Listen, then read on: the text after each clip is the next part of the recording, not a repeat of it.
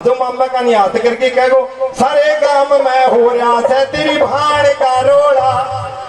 ये मामा को कसूर नहीं बांध दो, कसूर नहीं कलाकारा गानी सो छोड़ रखे है।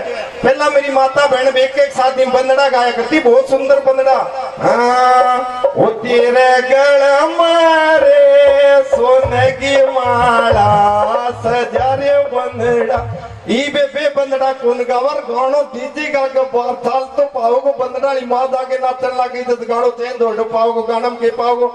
आज मेरे यार की शादी है, आज मेरे यार की शादी। इतना बंदड़ा बम्बो आ जाओ टिंगर धक्को देगा ताऊ तेरे छोरे को पिया नाच लेनी। ये गानो वो भी कौन देखे पियर टाइम चेन दो पाओगो। भाई रे तेरे दो साड़ी भाई मारा हिंदुस्तान की सांस्कृतिक मर्यादा सारी खत्म होगी।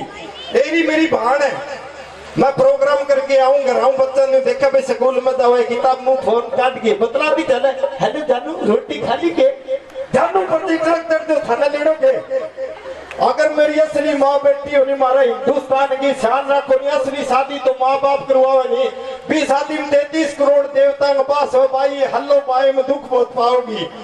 एक बार सभी से प्रार्थना है कि फोन का माताओं से प्रार्थना है कि गलत इस्तेमाल ना करें। ये मेरी आवाज नहीं हमारे पूरे हिंदू धर्म की आवाज है।